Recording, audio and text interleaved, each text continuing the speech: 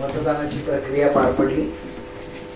22,27,844 मतदारांपैकी 15,34,436 मतदारांनी मतदान केलं। मतदारांची टक्केवारी 68.88% इतकी आहे। 88% इतकं मतदान झालं आहे। मतदार निहाय मतदारसंघनिहाय जी मतदानाची सरासरी झाली ती पुन्हा एकदा उद्धृत करतो। गेवराई 72.72%, माजलगाव 67.24%, बीड 62.18%, आष्टी 73.05%, केज 63.48% आणि परळी 75.27%।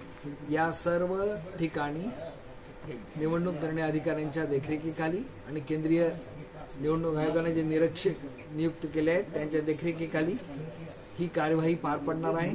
टपाली मतपत्रकांसाठी प्रत्येक 300 टपाली मतपत्रकांसाठी एक टेबल आणि ईव्हीएम साठी प्रत्येक मतदान केंद्रासाठी एक टेबल अनुषंगाने एका फेरीमध्ये 14 ईव्हीएमची मतमोजणी करण्यात येणार आहे।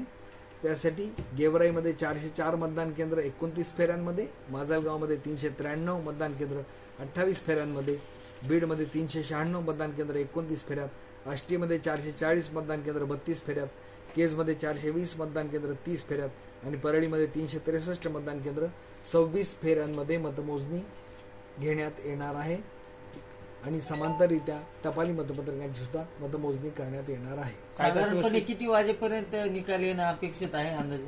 2 वाजण्याच्या आसपास तिथल्या परिस्थितीवर पाहून त्याला किती गती लागते आणि गती किती येते त्या अनुषंगाने त्यानंतर निकाल येण्याची अपेक्षा आहे। कायदा सुव्यवस्थेच्या दृष्टिकोनातून काही अतिरिक्त फोर्स वगैरे बोलवलेला आहे? कायदा सुव्यवस्थेच्या दृष्टीनं कार्यवाही केलेली आहे आणि तशी काळजी घेत आहोत। सर, मतदानाच्या दिवशी अनेक कर्मचाऱ्यावरती देखील हल्ले झाले होते, मतदान केंद्र फोडण्याच्या घटना घडल्या होत्या। अशा घटना किती आहेत आणि त्यांच्यावरती काय कारवाई केली? अनेक ठिकाणी कर्मचाऱ्यावर देखील हल्ले केले गेले। एकूण 3 ठिकाणी असे हल्ले केले गेले, त्या ठिकाणी गुन्हे नोंदवलेले आहेत आणि तशी कार्यवाही सुरू करतो। ओके, धन्यवाद।